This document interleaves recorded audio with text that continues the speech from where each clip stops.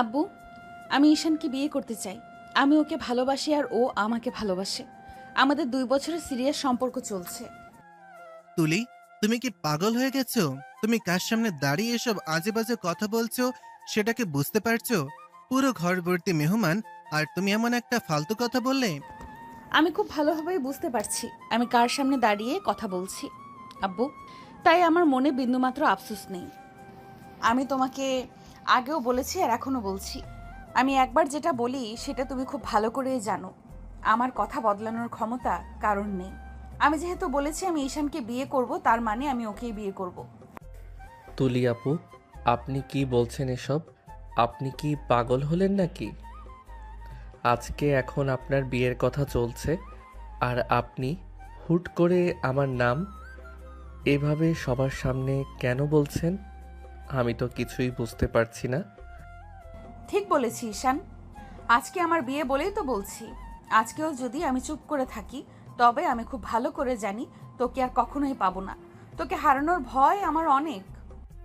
কিন্তু আপু, আপনি কি ভুলে যাচ্ছেন আমি আপনার থেকে বয়সে 2 বছরের ছোট? আমি এখনো পড়াশোনা করছি। আপনি বড় হয়ে আমার মতো একটা ছোট ছেলের ব্যাপারে এমন কথা কিভাবে বলতে পারেন? লোকে শুনলে কি বলবে? শোন ঈশান, ভালোবাসা কখনো বয়স দেখে হয় না। আমি তোকে ভালোবাসার আগে নিশ্চয়ই তোর বয়স মেপে তোকে ভালোবাসিনি। বয়সটা এখানে কোনো সমস্যাই না। অনেক হয়েছে তুলি, আমি আর তোমার একটা বাজে কথা শুনতে চাই না। তুমি কি একদম মাথা খারাপ করে ফেলেছো? এখন যদি তোমার এই বিয়েটা ভেঙে যায়, তবে আমি এই সমাজের মানুষের কাছে মুখ দেখাবো কি করে? আমার কি কোনো ইজ্জত নেই? আব্বু, তুমি একটাবার ঠান্ডা মাথায় ভেবে দেখো তো, আমি যদি তোমাকে সরাসরি না বলে বাড়ি থেকে পালিয়ে যেতাম, তবে কি তোমার সম্মানটা থাকতো?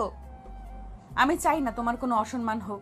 এই জন্য আমি সবার সামনেই বুক ফুলিয়ে বলছি, আমি ঈশানকে ছাড়া আর কাউকে বিয়ে করব না। যদি ঈশানের সাথে আমার বিয়ে দাও, তবেই আজকে এই বাড়িতে সানাই বাজবে, আর না হলে কোনো বিয়েই হবে না। কথাটি বলে তুলি আর এক সেকেন্ড সেখানে না দাঁড়িয়ে দৌড়ে নিজের ঘরে চলে গেল। ড্রয়িং রুমে তখন মূর্তির মতো দাঁড়িয়ে রইল তুলির পরিবার আর ঈশানের পরিবার। তুলির বাবা আর ঈশানের বাবা ছোটবেলার বন্ধু। সেই সূত্রে তুলি আর ঈশান ছোটবেলা থেকে একসাথে মারপিট করে বড় হয়েছে। তুলির বাবা তার বিজনেস পার্টনারের ছেলের সাথে তুলির বিয়ে প্রায় ঠিক করে ফেলেছিলেন। পাত্রপক্ষ তুলিকে দেখে খুব পছন্দ করেছিল, কিন্তু তুলি হুট করে সবার সামনে এমন বোমা ফাটালো যে সবাই পাথর হয়ে গেল। কারণ কখনোই ঈশানকে দেখে মনে হয়নি তাদের মধ্যে এমন কোনো প্রেমের সম্পর্ক চলছে। সবাই যখন এসব কথা ভাবতে ব্যস্ত, তখন ঈশান মনে মনে ভাবছে অন্য কথা। সে তো কখনো তুলিকে ভালোবাসার কথা বলেনি, আবার তুলিও তাকে কোনোদিন ভালোবাসার কথা জানায়নি। বন্ধু, আমি এখন কোথায় মুখ লুকাবো? আমার বিজনেস পার্টনার তো তার ছেলেকে নিয়ে রাগে গজগজ করতে করতে চলে গেল। যাওয়ার আগে যা তা শুনিয়ে দিয়ে গেল আমাকে। আমার সারা জীবনের কামানো মান সম্মান সব আজ এই মেয়েটা ধুলোয় মিশিয়ে দিল। শান্ত হও বন্ধু। পরিস্থিতি এখন আমাদের হাতের বাইরে চলে গেছে। চারদিকে আত্মীয় স্বজন গিজগিজ করছে। ঘরোয়া অনুষ্ঠান হওয়ার কথা থাকলেও সবাই তো চলে এসেছে। এখন যদি বিয়ে না হয় তবে কাল সকালেই পুরো শহরে রটে যাবে। তোমার মেয়ে বিয়ের আসর থেকে অন্য ছেলের জন্য উঠে গেছে। আমি তো বিশ্বাসই করতে পারছি না তুলি এমন একটা কাজ করবে। ও তো ছোটবেলা থেকেই জেদি, কিন্তু এতটা কাণ্ডজ্ঞানহীন কবে হলো? আর ঈশানের সাথে ওর সম্পর্ক আমরা তো গুণাক্ষরেও কিছু টের পাইনি। ভাবি, আপনি একা নন, আমিও তো আকাশ থেকে পড়েছি। ঈশান তো এখনো বাচ্চা ছেলে, ওর তো এখনো পড়ার বয়স। ও এসবের মধ্যে কিভাবে জড়ালো আমি ভেবেই পাচ্ছি না। আব্বু, তোমরা কি পাগলের মতো কথা বলছো? তোমরা কি সত্যি তুলি আপুর কথা বিশ্বাস করে নিলে? আমি বলছি, আমাদের মধ্যে কোনো সম্পর্ক নেই। আমি ওকে কোনো দিন ভালোবাসিনি। ও কেন এমন মিথ্যা কথা সবার সামনে বলল আমি নিজেও জানি না। আমি এই বিয়ে করতে পারবো না। চুপ কর ঈশান, একদম একটা কথাও বলবি না।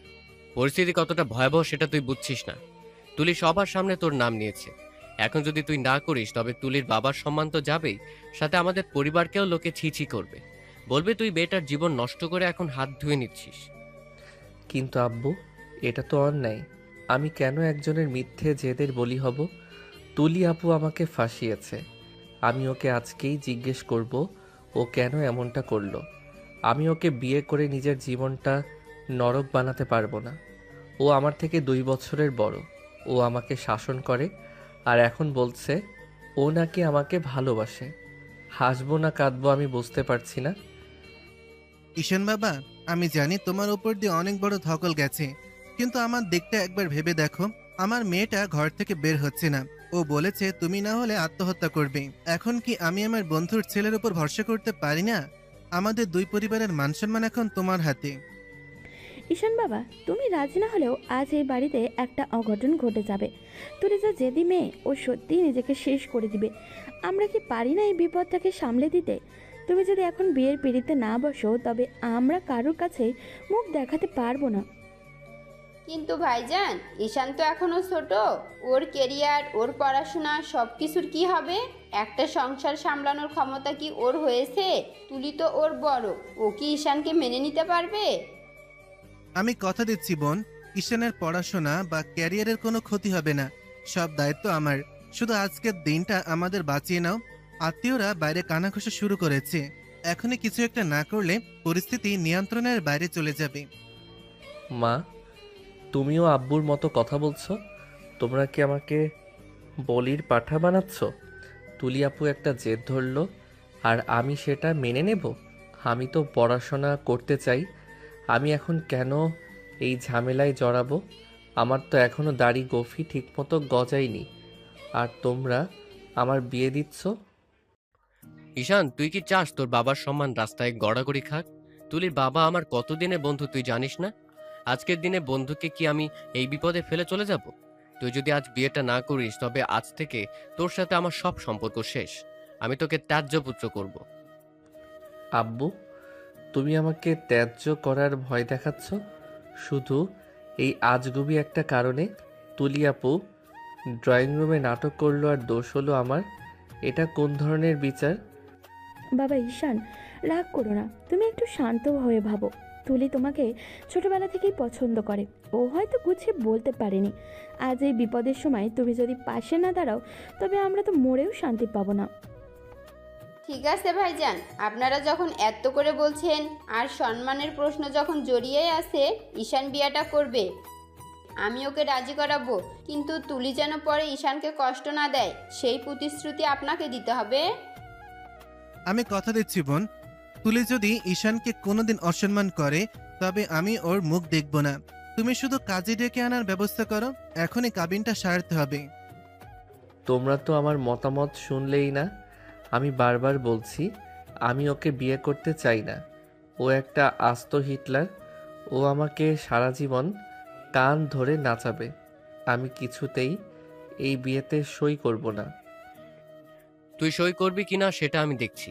টেনে হিচড়ে তোকে কাজী সাহেবের সামনে নিয়ে যাব। সম্মানের চেয়ে বড় কিছু নেই এই পৃথিবীতে। যা এখন নিজের ঘরে গিয়ে তৈরি হ। ঈশান রাগে ফোঁস করতে করতে নিজের ঘরে গিয়ে দরজা আটকে দিল। ও বিশ্বাসই করতে পারছে না ওর নিজের বাবা মা ওকে এমন বিপদে ঠেলে দিচ্ছে। ড্রয়িং রুমে তখন উৎসবের আমেজ ফিকে হয়ে একটা থমথমে পরিস্থিতি বিরাজ করছে। আত্মীয়রা সবাই বলি করছে, বা বন্ধুর ছেলেকেই তবে জামাই করছে। কাজী সাহেবকে খবর দেওয়া হয়েছে। বাড়ির পরিবেশ দ্রুত বদলে যাচ্ছে। সবাই যখন তাড়াহুড়ো করে বিয়ের আয়োজন সারছে তখন তুলি নিজের ঘরে বসে আয়নার সামনে নিজেকে দেখছে আর হাসছে। ওর পরিকল্পনা কাজে লেগেছে। ও জানতো ওর বাবা আর ঈশানের বাবার বন্ধুত্বের সুযোগ নিলে এই বিয়েটা কেউ আটকাতে পারবে না। বন্ধু, তুমি একদম চিন্তা করো না। ঈশান রাগ করে বাড়িতে গেছে ঠিকই, কিন্তু আমার অবাধ্য হবে না। বিয়ে আজকেই হবে এবং এই মুহূর্তেই হবে। আমি কথা দিচ্ছি। আমি জানি বন্ধু, তুমি আমার মান সম্মান রাখবে, কিন্তু সমাজ তো অনেক কিছু বলছে। আত্মীয়রা কানাকানি করছে যে পাত্রপক্ষ চলে গেল কেন। এখন যদি ঈশানকে নিয়ে তাড়াতাড়ি না আসো তবে আমি হার্ট অ্যাটাক করব। তুমি ঘাবড়িও না, ঈশানের মা এক্ষুনি বাড়িতে যাচ্ছে ওকে শান্ত করতে। আমাদের বাড়ি তো একদম পাশেই। তুমি কাজী সাহেবকে বসিয়ে রাখো, আমরা 20 মিনিটের মধ্যেই ঈশানকে নিয়ে আসছি। আমি যাচ্ছি ভাইজান। ঈশান ছেলেটা একটু জেদি ঠিকই, কিন্তু ওর মনটা অনেক নরম। আমি ওকে বুঝিয়ে রাজি করাবো। আপনারা আয়োজন শুরু করেন। ঈশান, দরজা খোল বাবা, তোর সাথে আমার জরুরি কথা আছে। তুই এভাবে পালিয়ে এসে সমস্যার সমাধান করতে পারবি না। মা, আমি দরজা খুলবো না। তোমরা সবাই মিলে আমার সাথে অন্যায় করছো। তুলি আপুর ওই মিথ্যে নাটকে কেন তোমরা আমাকে জড়াচ্ছ? আমি কি ছোট বাচ্চা যে যখন যা বলবে তাই শুনবো? ওরে পাগল ছেলে, তুই কি বুঝেছিস না পরিস্থিতি কতটা খারাপ? তুলির বাবা আমার ভাইয়ের মতো, ওনার ইজ্জত এখন তোর হাতে। তুই যদি না করিস তবে ওনারা কাল সমাজে মুখ দেখাবে কি করে? তো অন্যের ইজ্জত বাঁচাতে কি আমার জীবনটা বিসর্জন দিতে হবে মা? তুলি আপু আমাকে সারা জীবন হুকুম করে এসেছে। ও আমাকে মানুষই মনে করে না, আর এখন ও বলছে ও আমাকে ভালোবাসে। এটা কি মগের মূল্য? শোন ঈশান, তুলি মেয়েটা হয়তো একটু অন্যরকম, কিন্তু ও তোকে ছোটবেলা থেকেই আগলে রাখে। আজ হয়তো আবেগের বশে সবার সামনে এমনটা বলে ফেলেছে, কিন্তু তুই যদি আজ না করিস তবে দুই পরিবারের বন্ধুত্ব সারা জীবনের জন্য শেষ হয়ে যাবে। তোর বাবা কিন্তু তোকে ত্যায্য করার কথা বলেছে, ওটা উনি ঠাট্টা করে বলেননি। তার মানে তোমরা সবাই মিলে আমাকে ব্ল্যাকমেইল করছো? আমি কি পড়াশোনা করব না? আমার কি কোনো স্বপ্ন নেই? 19 বছর বয়সে কেউ বিয়ে করে মা? বন্ধুরা শুনলে হাসবে। কেউ হাসবে না বাবা, তোর পড়াশোনা যেমন চলছে তেমনই চলবে। শুধু একটা সই করে তুলিকে এই আপদ থেকে বাঁচা। মা হিসেবে আমি তোকে অনুরোধ করছি, তুই কি তোর মায়ের কথা রাখবি না? মা, তুমি আবেগের কথা বলে আমাকে দুর্বল করছো। আমি জানি তুলি আপু কেন এটা করেছে। ও হয়তো ওই পাত্রকে পছন্দ করেনি, তাই আমাকে ঢাল হিসেবে ব্যবহার করছে। আমাকে বলির পাঠা বানাচ্ছে ও। যাই হোক না কেন, এখন তো আর ফেলার পথ নেই। আত্মীয় স্বজন সবাই ও বাড়ি ভিড় করেছে, কাজী সাহেব বসে আছেন। তুই যদি এখন না যাস তবে কাল থেকে আমাদের এই পাড়ায় থাকা মুশকিল হয়ে যাবে। চল বাবা, তৈরি হয়ে নে। ঠিক আছে মা, তোমরা যখন এটাই চাও তবে তাই হবে। আমি বিয়েটা করছি, কিন্তু মনে রেখো এই বিয়ের পর যদি আমার জীবনে অশান্তি শুরু হয় তবে তার জন্য তোমরা সবাই দায়ী থাকবে। আর তুলি আপুকে আমি সহজে ছাড়ব না। ও আমাকে যে জালে ফাঁসিয়েছে তার শোধ আমি নেবই। আমার লক্ষ্মী ছেলে, আমি জানতাম তুই আমাদের কথা ফেলবি না। তুই তৈরি হ, আমি তোর বাবাকে ফোন করে জানিয়ে দিচ্ছি যে বর আছে। ঈশানের মা হন্তদন্ত হয়ে নিজেদের বাড়িতে ঢুকে দেখলেন ঈশান ঘরের দরজা বন্ধ করে বসে আছে। অনেক ধাক্কাধাক্কির পর ঈশান দরজা খুলে বেরিয়ে আসে এবং তাদের মধ্যে অনেকক্ষণ তর্কাতর্কি চলে। অবশেষে মা ও বাবার সম্মানের কথা ভেবে এবং ত্যায্য করার ভয়ে ঈশান বিয়েতে রাজি হয়। ঈশান মুখ অন্ধকার করে আলমারি থেকে একটা সাদা পাঞ্জাবি বের করলো। ওর চোখে তখন জল আর মুখে রাজ্যের বিরক্তি। ও বুঝতে পারছে না কয়েক ঘন্টার মধ্যে ওর জীবনটা কিভাবে বদলে গেল। এদিকে পাশের বাড়িতে তুলির বাবা স্বস্তির নিঃশ্বাস ফেলেন। আত্মীয়দের জানানো হলো যে ভুল বোঝাবুঝির অবসান হয়েছে এবং ঈশানী প্রকৃত পাত্র। পুরো বাড়িতে নতুন করে সাজ সাজ রব পড়ে গেল, অথচ কেউ জানতো না এই অসম আর জোর করে বিয়ের পরিণাম কি হতে চলেছে। তুলিতে ড্রয়িং রুমে এখন গিজগিজ করছে মানুষ। মাঝখানে টেবিল সরিয়ে সেখানে বসার ব্যবস্থা করা হয়েছে। কাজী সাহেব বড় একটা খাতা নিয়ে গম্ভীর হয়ে বসে আছেন। চারিদিকে আত্মীয়রা সবাই ফিসফিস করে কথা বলছে। কিছুক্ষণ আগে যাকে বর হিসাবে সবাই দেখেছিল সে নেই, এখন সেখানে বর্ষে যে বসে আছে পাশের বাড়ির 19 বছরের ছেলে ঈশান। ঈশানের পরনে একটা সাধারণ সাদা পাঞ্জাবি, মুখটা একদম শুকিয়ে গেছে। ঠিক সেই সময় ওপর তলা থেকে তুলিকে নিচে নামিয়ে আনা হলো। তুলি লাল শাড়ি পরেছে, তার সাথে মুখে একটা জয়ের হাসি। সে আর চোখে ঈশানের দিকে তাকিয়ে হাসছে। কাজী সাহেব, আপনি আর দেরি করবেন না, যা হওয়ার তো হয়েই গেছে। এখন তাড়াতাড়ি বিয়েটা পড়িয়ে ফেলুন, রাত অনেক হয়েছে, মেহমানদের খাওয়াতে তো হবে। ঠিক আছে, আমরা শুরু করছি। মহারানা কত টাকা দেবেন সেটা কি আপনারা ঠিক করেছেন? হ্যাঁ কাজী সাহেব, আমরা নিজেদের মধ্যেই সব কথা বলে নিয়েছি। আপনি শুধু কাগজটা তৈরি করুন, আমাদের কাছে মান সম্মানটাই বড়। আব্বু, মোহরানা দেওয়ার টাকা আমি কোথায় পাবো? আমার তো নিজের হাত খরচই নেই। আমাকে তোমরা কোন বিপদে ফেললে? তুলি আপুর হাসিটা দেখে তো আমার মনে হচ্ছে আমি এখনই এখান থেকে দৌড়ে পালাই। ও নিশ্চয়ই আমাকে ফাঁসানোর জন্য কোনো মতলব করেছে। কি রে পিচ্ছি, এত ঘামছিস কেন? একটু পরে তো আমি তোর বউ হতে যাচ্ছি, একটু হাসার চেষ্টা কর। আপনি কি পাগল হয়ে গেছেন তুলি আপু? আপনি জানেন আপনি কি করছেন? আমাদের মধ্যে কোনো ভালোবাসা ছিল না, অথচ আপনি সবার সামনে মিথ্যে বললেন কেন? কেন আমাকে এভাবে আটকালেন? ওসব পরে বলবো, এখন চুপচাপ থাক। কাজী সাহেব কি বলছেন শোন। সই করার সময় যেন হাত না কাঁপে, সেটা মনে রাখিস। ঈশান আহমেদ, আপনি কি 3 লক্ষ টাকা মোহরানায় তুলি আক্তারকে স্ত্রী হিসেবে কবুল করে নিচ্ছেন? কবুল কবুল। ঈশান আস্তে করে কবুল বলল যে মনে হচ্ছিল ও বিপদে পড়ে এই কাজটা করছে, কিন্তু তুলির অবস্থা ছিল একদম উল্টো। ও যেন এই মুহূর্তটার জন্যই অপেক্ষা করছিল। মেয়েদের ঘরে যখন তুলিকে নিয়ে যাওয়া হলো তখন ও বেশ আনন্দ নিয়েই কবুল বলল। ওর গলার আওয়াজ ড্রয়িং রুম পর্যন্ত শোনা গেল। আত্মীয় স্বজনরা এখন সবাই মোবারকবাদ দিতে শুরু করেছে, সবাই হাসি মুখে মিষ্টি খাচ্ছে। অথচ ঈশান কিছুই বুঝতে পারছে না। ওর মনে হচ্ছে ও কোনো গোলমেলে স্বপ্নের মধ্যে আছে। আলহামদুলিল্লাহ, বড় একটা বিপদ কাটলো। ভাবি, তুলিকে কি এখন আমাদের বাড়িতে নিয়ে যাব, নাকি ও আজ রাত এখানেই থাকবে? না বোন, বিয়ে যখন হয়ে গেছে তখন আর দেরি করে লাভ নেই। তুলি আজকেই তোমাদের বাড়িতে যাবে। তোমরা তো আর পর নাও, আমাদের মেয়ে এখন তোমাদের ঘরের মানুষ। আব্বু এখনই নিয়ে যাবে মানে? আমার ঘর তো অগোছালো হয়ে আছে, আমি তো কিছুই গুছিয়ে রাখিনি। আর আমার কালকে কলেজের অ্যাসাইনমেন্ট জমা দেওয়ার কথা। আমি কি এখন বিয়ে নিয়ে থাকবো নাকি পড়াশোনা করব? তুই কি চুপ থাকবি ঈশান? পড়াশোনা তো কাল সকালেও করতে পারবি। এখন বিয়ে হয়েছে, বউকে ঘরে তোলা তোর দায়িত্ব। আর একটাও কথা বলবি না। শোন পিচ্ছি, অ্যাসাইনমেন্ট নিয়ে একদম চিন্তা করিস না, আমি তো আছি। রাতে দুইজন মিলে লিখে ফেলবো। এখন চল শ্বশুরবাড়ি যাই। তুলি খিলখিল করে হেসে উঠল। সে হাসির মধ্যে অনেক দুষ্টামি লুকিয়েছিল। ঈশান অসহায়ভাবে সবার দিকে তাকালো, কিন্তু কেউ তাকে সাহায্য করতে এগিয়ে এলো না। আত্মীয়রা সবাই বলাবলি করছে যে বড় বউ এখন থেকে ছোট বরকে শাসন করছে। কাজী সাহেব বিদায় নিলেন, আর দুই পরিবারের কান্নাকাটি ও হাসাহাসির মাঝখানে ঈশানকে তুলির হাত ধরে নিজেদের বাড়ির দিকে যেতে হলো। ঈশানের মনে হচ্ছে ও নিজের পায়ে হেঁটে কোনো বড় খাঁচাই ঢুকছে। ঈশানের ছোট ঘরটা আজ কোনো মতে সাজানো হয়েছে, বিছানায় কিছু গোলাপের পাপড়ি ছড়ানো। তুলি বিছানার এক কোণে জাঁকিয়ে বসে আছে, আর তার মুখে সেই রহস্যময় হাসিটা এখনও লেগে আছে। ঈশান দরজার সিটকিনি দিয়ে কটকট করে ভেতরে ঢুকলো। ওর মাথায় তখন রাগের আগুন জ্বলছে। ও পাঞ্জাবির হাতা গুটিয়ে তুলির একদম সামনে গিয়ে দাঁড়ালো। এবার থামুন তুলি আপু, এই যে ড্রয়িং রুমে নাটক করলেন, কাজী সাহেবের সামনে আমার জীবনটা বরবাদ করলেন, এখন বলেন তো এসবের মানে কি? আপনার এই বিজয়ের হাসির রহস্যটা কি? তুই কি ভুলে গেছিস যে তুই এখন বিবাহিত? এই বয়সে এত রাগ করলে তো প্রেশার বেড়ে যাবে রে পিচ্ছি।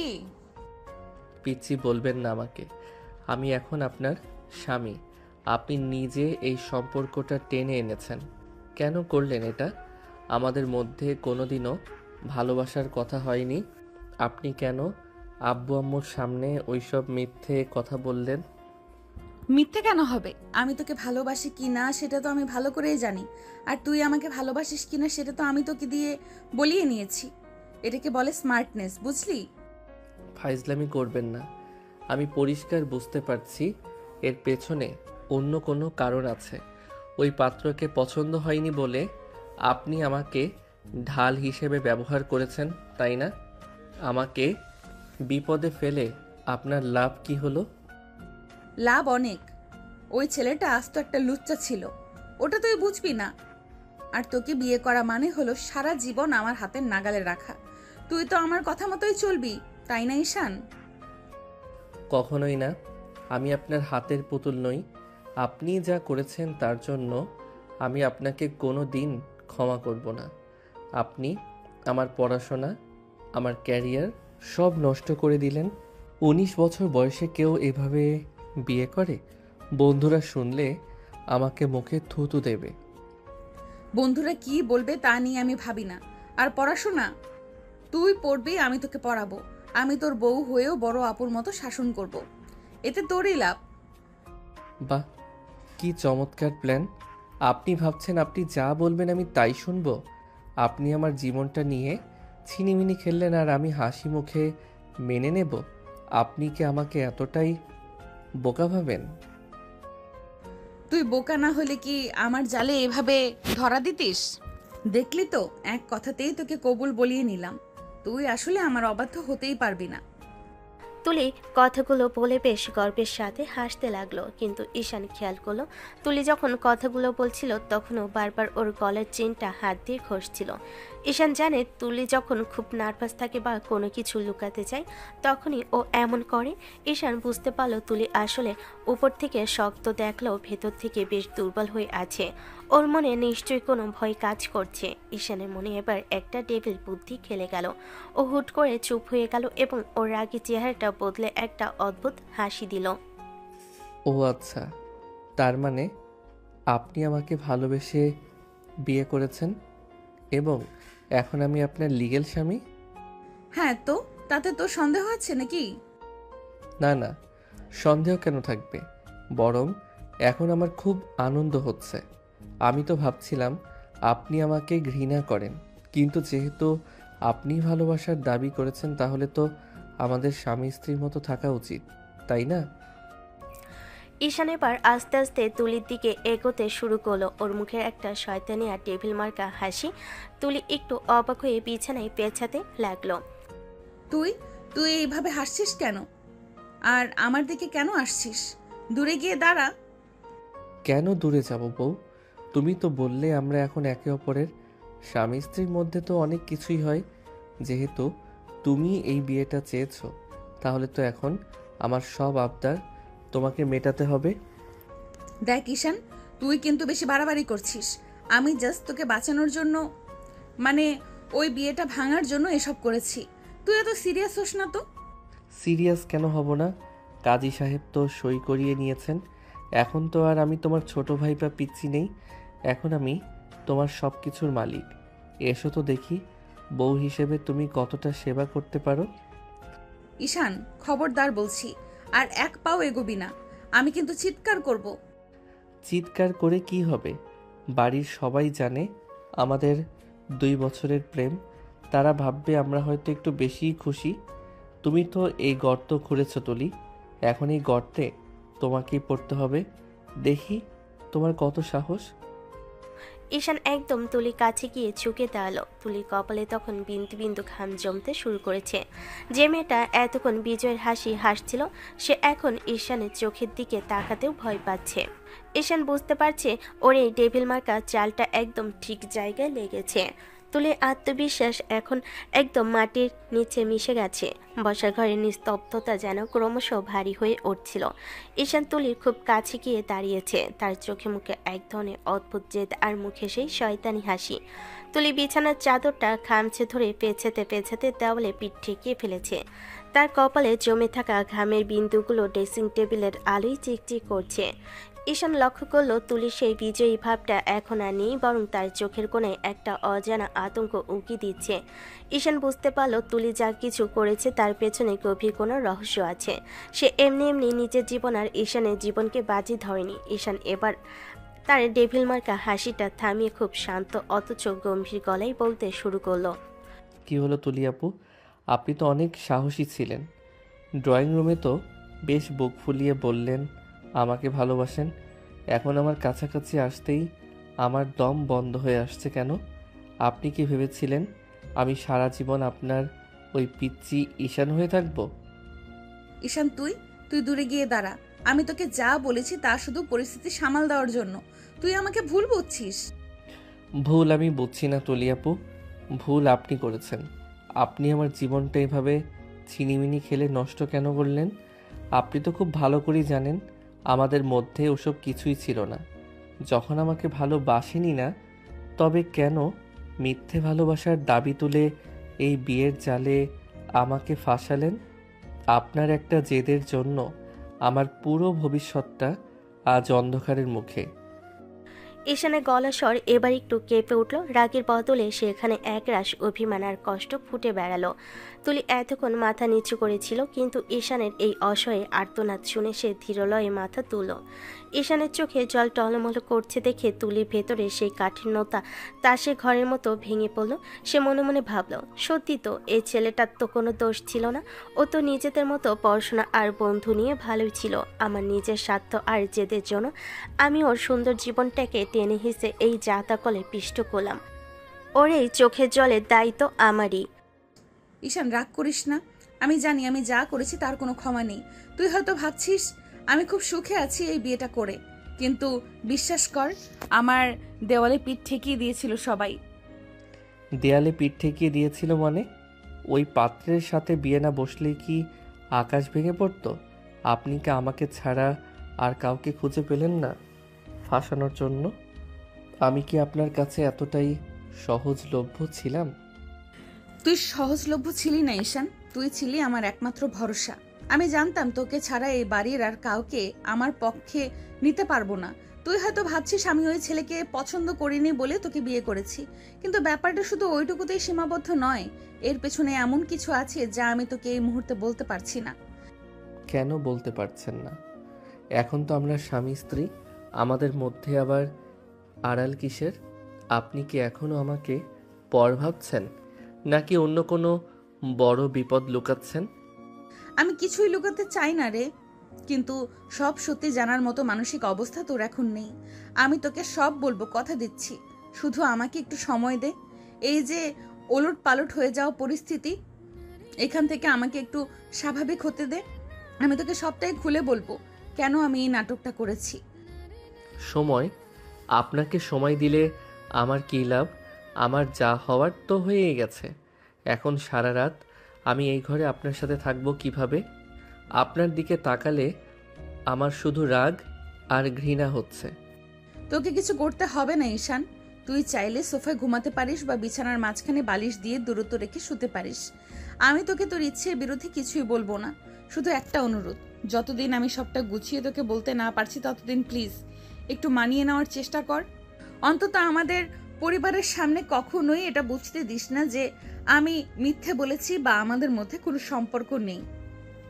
আপনি এখনো অভিনয়ের কথা বলছেন?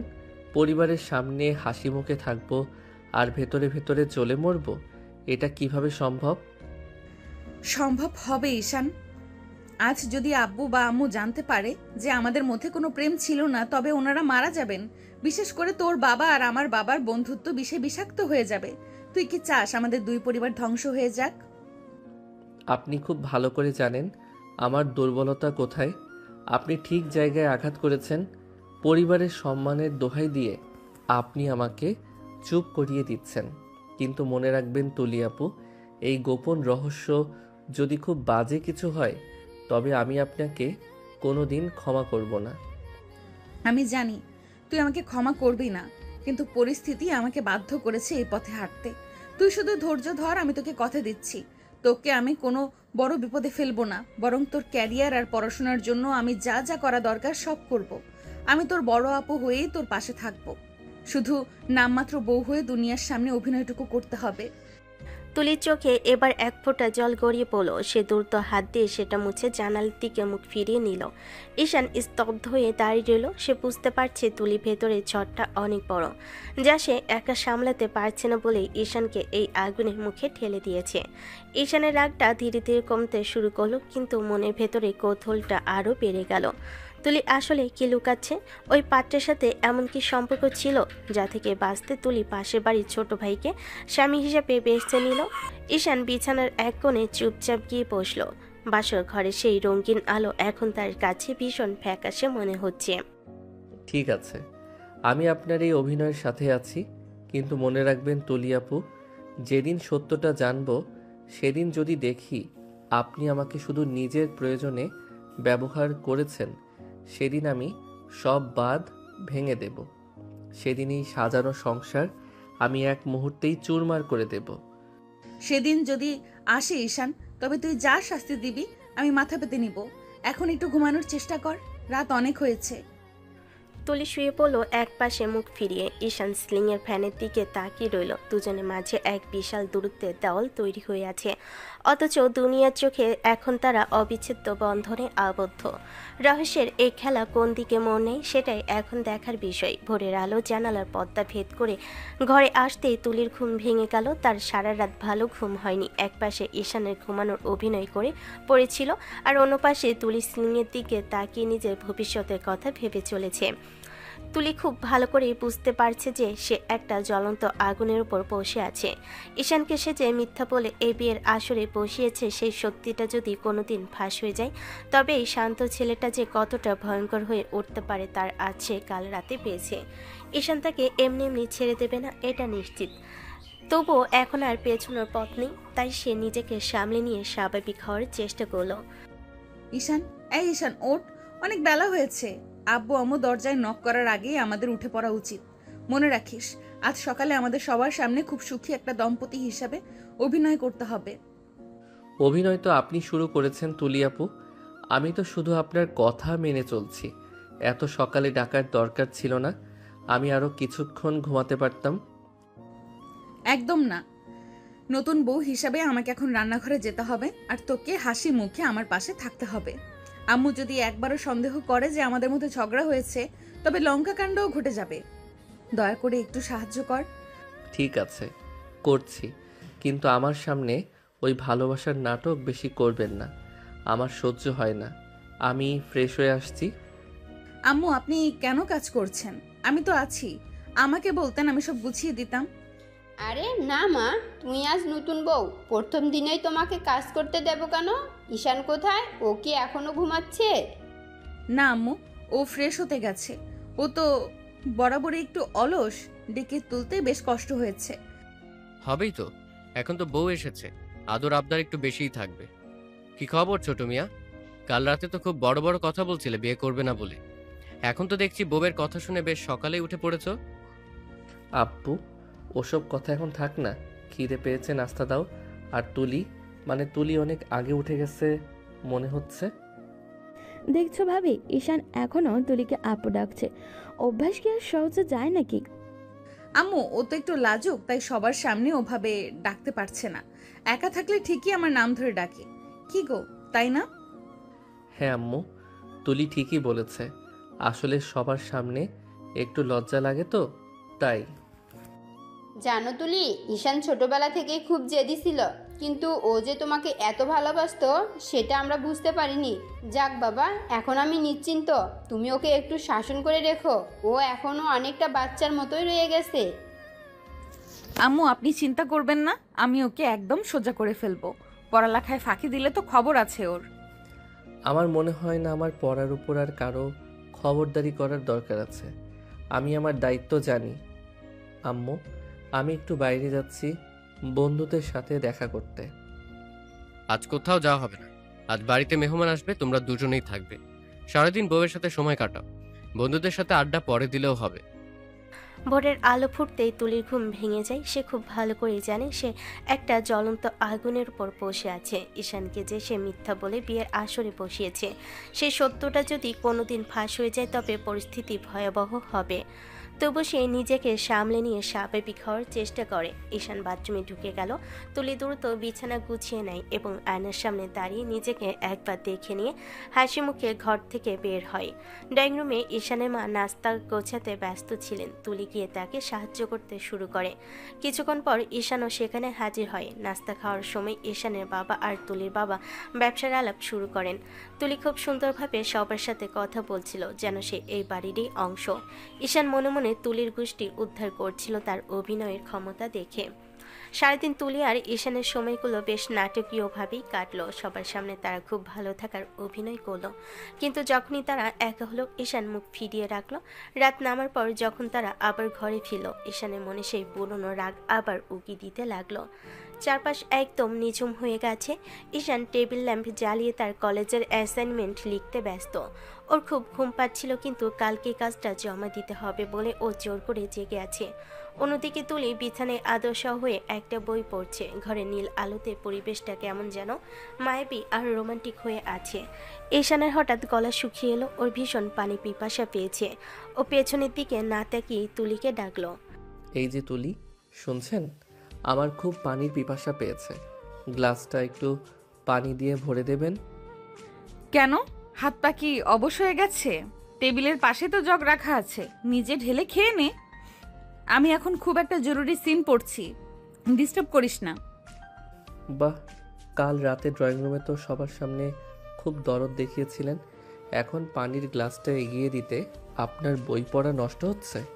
আজব তো। আচ্ছা ঠিক আছে দিচ্ছি, কিন্তু শুধু পানি খেয়ে কি ঘুম ছাড়বে? তুই চাইলে আমি তোর জন্য 1 কাপ কড়া করে চা বানিয়ে দিতে পারি। চা খাবি? আপনি আমার জন্য চা বানাবেন? কেন তুলি আপু, আপনি আমার চাকর নাকি? আপনি তো আমার বিবাহিত বউ। ঈশান, তুই আবার শুরু করলি? আমি তো জাস্ট ভালোর জন্যই বললাম, তুই এভাবে কাছে আসছিস কেন? যা ওদিকে গিয়ে বস। কেন ওদিকে যাব? বউ যখন সেবার কথা বলছে তখন তো আমার উচিত বউয়ের কাছেই যাওয়া। কাল না আপনি বললেন আমরা এখন থেকে স্বামী স্ত্রী, তো স্বামী যদি বউকে একটু বিরক্ত করে তাতে দোষের কি আছে? দেখ ঈশান, আমি কিন্তু মজা করছি না, তুই কিন্তু লিমিট ক্রস করছিস। আমি বড় আপু হিসেবে চা বানিয়ে দিতে চেয়েছি। ও বড় আপু, কবুল বলার সময় এই আপু ডাকটা কোথায় গিয়েছিল? এখন আমার তেষ্টা পানি দিয়ে মিটবে না তুলি। যেহেতু তুমি আমার বউ, তাই আমি চাই তুমি আমার সব আবদার মেটাও। ঈশান প্লিজ, আমি তোকে বলেছি আমাকে সময় দিতে, তুই কেন বারবার আমাকে ভয় দেখাচ্ছিস? আমি ভয় দেখাচ্ছি না, আমি শুধু আমার অধিকারের কথা বলছি। তুমি যে মিথ্যা বলে আমাকে এই ঘরে আটকেছো তার শাস্তি তো তোমাকে পেতেই হবে। এখন চলো, চা বানাবে নাকি আমি আমার মতো করে তোমার সেবা নেব? কি হলো, মুখটা এমন শুকিয়ে গেল কেন? আমি কি বাঘ যে তোমাকে খেয়ে ফেলবো? কালকে সেই তেজ কোথায় গেল তুলি? ঈশান তুই খুব খারাপ হয়ে গেছিস, তুই আগে এমন ছিলি না। যা তো, আমি পানি দিচ্ছি, চাও বানিয়ে দিচ্ছি, তুই একটু দূরে সর। এই তো লাইনে এসেছেন, ঠিক আছে যান, তাড়াতাড়ি চা নিয়ে আসুন। আর মনে রাখবেন, আমি কিন্তু আর সেই ছোট ঈশান নেই। আপনি যতবার রহস্য করবেন আমি ততবার আপনাকে এইভাবেই পাগল করে দেব। রাত তখন গভীর, একদম চারপাশ নিঝুম হয়ে গেছে। ঈশান টেবিল ল্যাম্প জ্বালিয়ে তার কলেজের অ্যাসাইনমেন্ট লিখতে ব্যস্ত ছিল। ওর খুব ঘুম পাচ্ছিল, কিন্তু কাজটা শেষ করতে ও জেগে আছে। অন্যদিকে তুলি বিছানায় শুয়ে বই পড়ছিল। ঈশানের হঠাৎ পানি পিপাসা লাগলে ও তুলিকে পানি দিতে বলে, কিন্তু তুলি আলসেমি করে নিজে খেয়ে নিতে বলে। এতে ঈশানের জেদ চেপে যায়। ও তখন চেয়ার ছেড়ে উঠে তুলির দিকে এগোতে থাকে এবং দুষ্টামি করে ওকে ভয় দেখাতে শুরু করে। তুলি ঈশানের এই হঠাৎ বদলে যাওয়া আচরণ দেখে বেশ আতঙ্কিত হয়ে পড়ে। ও বারবার ঈশানকে দূরে সরতে বললেও ঈশান ওর খুব কাছে চলে যায় এবং নিজের স্বামী হওয়ার অধিকারের কথা মনে করিয়ে দেয়। তুলি যখন বুঝতে পারে ঈশান সহজে ছাড়বে না, তখন ও তড়িঘড়ি করে রান্নাঘরে পালিয়ে যায় চা বানানোর অজুহাতে। রান্নাঘরে গিয়ে তুলি হাঁপাতে থাকে আর ঈশান নিজে বিজয়ের হাসি নিয়ে আবার পড়ার টেবিলে ফিরে যায়। ঈশান শোন, আম্মু ফোন করেছিল, কাল আমাদের বাড়িতে যাওয়ার কথা বলেছে। বিয়ের পর তো আর সেভাবে যাওয়া হয়নি, তাই কাল আমাদের দুজনকে দাওয়াত দিয়েছে। তৈরি থেকো কিন্তু। আবার আপনার বাড়িতে? ওখানে গিয়ে তো আবার সেই জামাই আদরের নামে আমাকে নাটক করতে হবে। তার চেয়ে বরং আমি বন্ধুদের সাথে একটু আড্ডা দিই। আপনি একাই ঘুরে আসুন না। একদম বাজে কথা বলবি না, নতুন জামাই ছাড়া আমি একা বাপের বাড়ি গেলে লোকে কি বলবে? আর শোন, ওখানে গিয়ে যেন আবার আপু ডেকে বসো না, খুব সাবধানে কথা বলবে। আচ্ছা বাবা, আচ্ছা বুঝলাম, কিন্তু আমার একটা শর্ত আছে। আপনার বাড়িতে গিয়ে আমাকে কিন্তু বেশি শাসন করা চলবে না। সবার সামনে আমাকে একটু সম্মান দিয়ে কথা বলবেন, বুঝলেন? ওরে আমার সম্মানী রে, আগে নিজের গুছিয়ে চলা শেখো, তারপর সম্মানের কথা বলো। পাঞ্জাবিটা ইস্ত্রি করে রেখেছি, কাল ওটাই পরবে। আপনি কি আমার বউ নাকি আমার টিচার? সবসময় হুকুম করা ছাড়া আর কোনো কাজ নেই আপনার? কাল আমি পাঞ্জাবি পরবো না, আমি শার্ট পরেই যাব। ঈশান বেশি কথা বাড়াবে না কিন্তু, যেটা বলেছি সেটাই হবে। আর যদি উল্টাপাল্টা কিছু করো তবে রাতে ফেরার সময় তোমার সব চকলেট আমি খেয়ে ফেলবো। আপনি কি ছোট বাচ্চা যে চকলেটের ভয় দেখাচ্ছেন? ঠিক আছে, আপনার জেদি থাকুক, পাঞ্জাবি পরবো, কিন্তু ওখানে গিয়ে আমাকে একটু শান্তিতে থাকতে দিতে হবে। কি গো ছেলে বউ, তোমাদের ঝগড়া কি শেষ হবে না? কালকে তুলির বাড়ি যাওয়ার সব গুছিয়ে নাও। ঈশান, তোর শ্বশুরের জন্য ওনার প্রিয় সন্দেশ নিতে ভুলিস না কিন্তু। আম্মু, তুমি তো শুধু তোমার হবু বিয়ের কথাই ভাবলে। আমার যে ওখানে গিয়ে কত নাটক করতে হবে সেটা তো বুঝলে না। আর ঈশান বাবা, এসো এসো, কতদিন পর তোমাদের দেখলাম। মনে হচ্ছে কত বছর পর তোমরা এই বাড়িতে এলে। কি খবর তোমাদের? দিনকাল কেমন কাটছে? জি আব্বু, ভালো। তুলি তো আমাকে একদম সোজা করে ফেলেছে। সারাদিন শুধু হুকুম আর হুকুম। আব্বু একদম মিথ্যা কথা বলছে। ও নিজেই সারাদিন দুষ্টুমি করে আমাকে জ্বালিয়ে মারে। আমি তো বরং ওকে মানুষ করার চেষ্টা করছি। থাক থাক, তোমরা আর ঝগড়া করো না। জামাই বাবা, তুমি অনেক শুকিয়ে গেছো মনে হচ্ছে। তুলি কি তোমাকে ঠিকমতো খেতে দেয় না নাকি? আজ আমি তোমার সব প্রিয় খাবার রান্না করেছি। আম্মু, আপনি একমাত্র আমাকে বোঝেন। তুলি তো শুধু আমাকে দিয়ে কাজ করিয়ে নেয় আর নিজে বই পড়ে। আজ আপনি যা রান্না করেছেন সব আমি একাই খাবো। ঈশান, অনেক হয়েছে কিন্তু। আমার আম্মুর কাছে আমাকে পচানো বন্ধ করো, না হলে বাড়িতে গিয়ে খবর আছে তোমার। আরে বউ, তুমি তো জানোই আমি একটু বেশি কথা বলি। তুমি বরং গিয়ে আম্মুকে রান্নায় সাহায্য করো। আমি আব্বুর সাথে একটু ব্যবসার আলাপ করি। জামাই বলে কথা।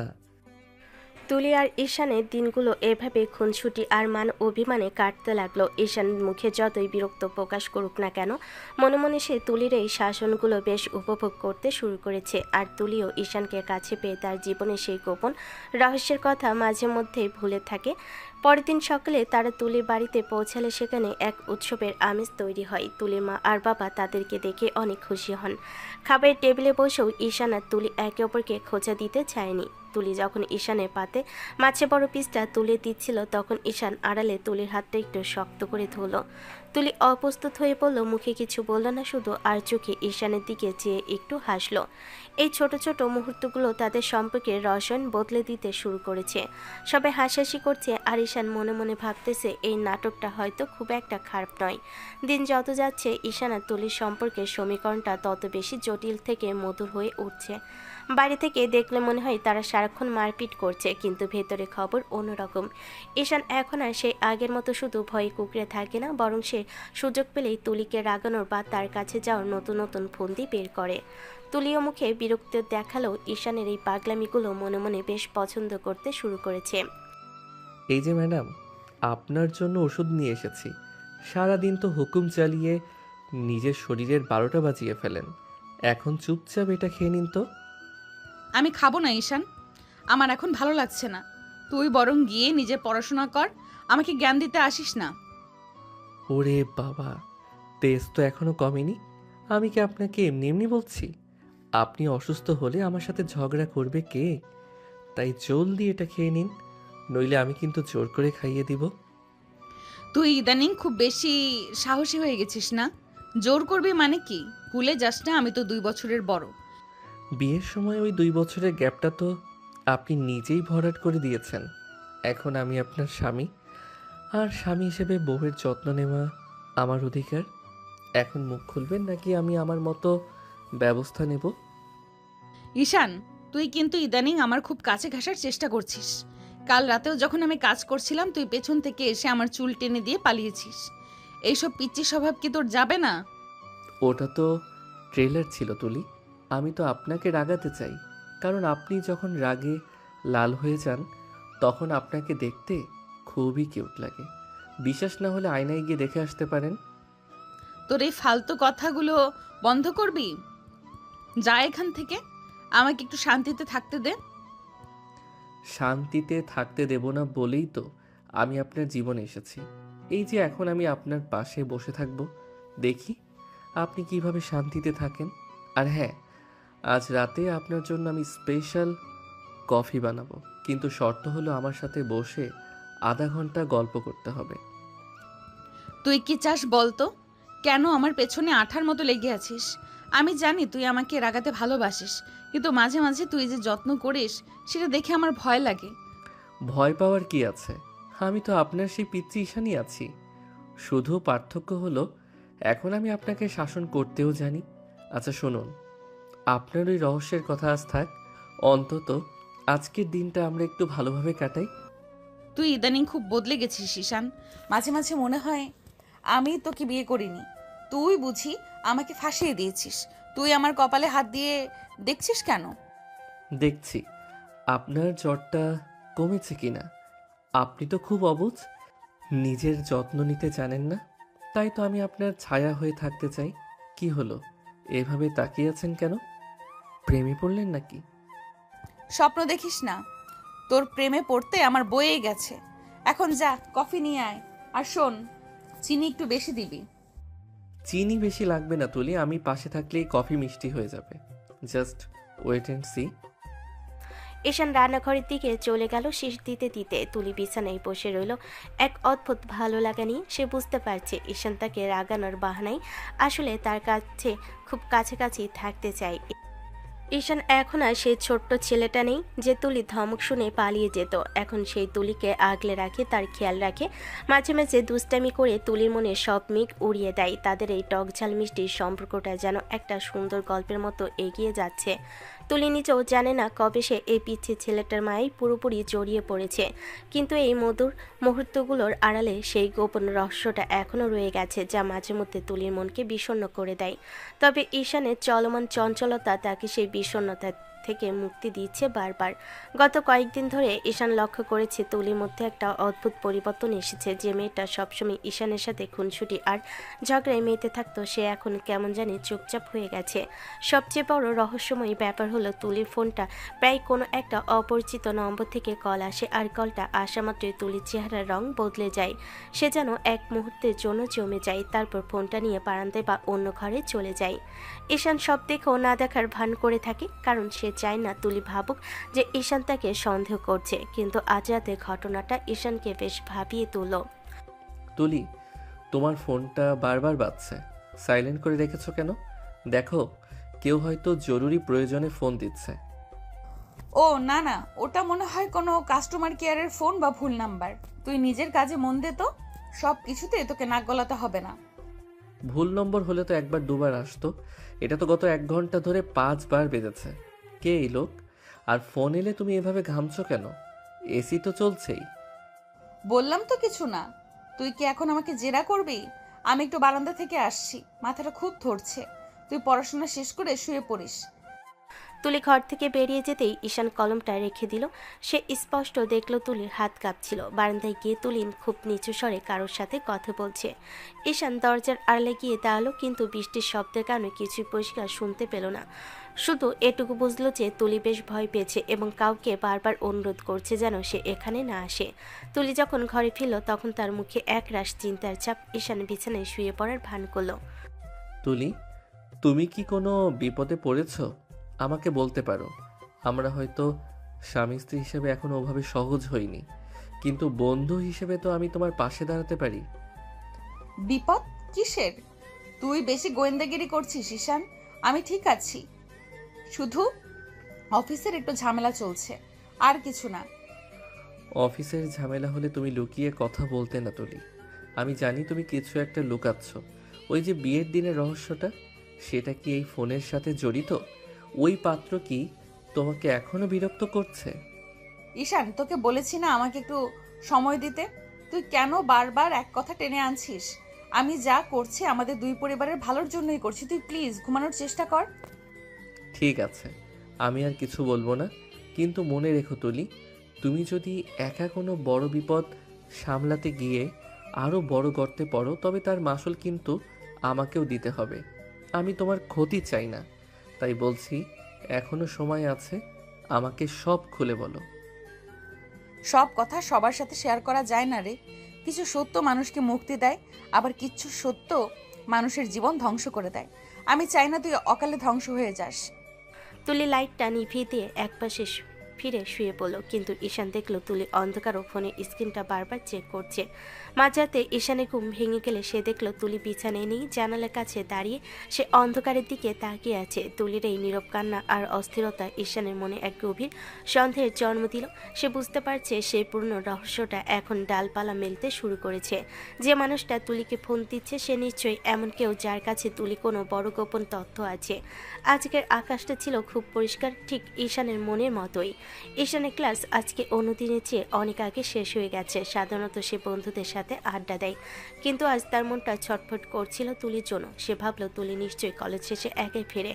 আর যদি সে হুট করে গিয়ে ওর সামনে দাঁড়ায় তবে তুলি কতটা অবাক হবে। এইভাবে সে রাস্তার ধারে দোকান থেকে তুলির প্রিয় কয়েকটা চকলেট আর একটা লাল গোলাপ কিনলো। ঈশান মনে মনে হাসছিল আর ভাবছিল তুলি হয়তো বরাবরের মতো তাকে পিচ্ছি বলে ধমক দেবে, কিন্তু মনে মনে নিশ্চয়ই খুব খুশি হবে। সে তো জানতো না এই খুশি তার জীবনের সবচেয়ে বড় বিষাদে পরিণত হতে যাচ্ছে। তুলি কলেজের গেটের কাছে পৌঁছাতে সে দেখলো চারপাশটা একটু নির্জন। পাশে সেই ফাঁকা মাঠটার দিকে চোখ যেতেই ঈশানের হৃদস্পন্দন যেন থমকে গেল। সে দেখলো যে মেয়েটিকে সে নিজের চেয়েও বেশি বিশ্বাস করতে শুরু করেছিল, সেই তুলি একটি অচেনা ছেলেকে জড়িয়ে ধরে দাঁড়িয়ে আছে।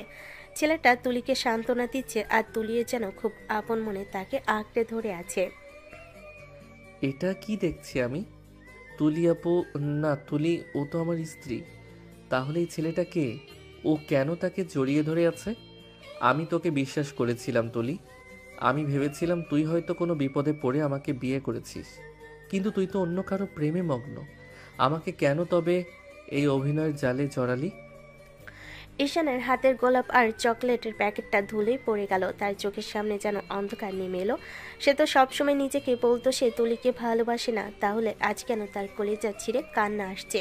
সে তো বিশ্বাস করেছিল যে তুলি হয়তো পরিস্থিতির শিকার, কিন্তু আজ তো সে নিজের চোখে দেখলো তুলি তাকে কত বড় ধোঁকা দিচ্ছে। ঈশানার এক মুহূর্ত সেখানে দাঁড়াতে পারল না। চোখের পানি মুছতে মুছতে সে পাগলের মতো দৌড়ে বাড়িতে ফিরে এলো। তার মনে সেই দুষ্টু ছেলেটা যেন এক নিমিষেই মরে গেল।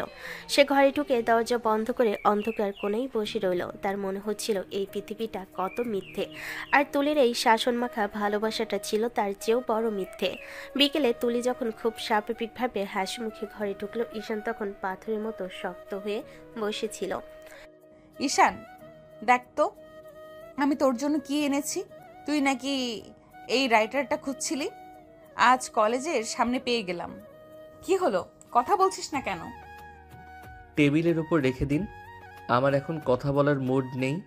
কি হয়েছে রে তোর? শরীর খারাপ? আমি তোর কপালে হাত দিয়ে দেখি তো। খবরদার, আমাকে টাচ করবেন না। আপনি আপনার কাজ করুন, আমাকে আমার মতো থাকতে দিন। তুই আমাকে আপনি করে বলছিস কেন? আর হঠাৎ এত রাগ কিসের? আমি কি কোনো ভুল করেছি? ভুল আপনি করেননি, ভুল আমি করেছি। আমি ভেবেছিলাম আপনি হয়তো মানুষ হিসেবে খুব স্বচ্ছ, কিন্তু আমি বুঝতে পারিনি আপনার পেটে পেটে এত কিছু আছে।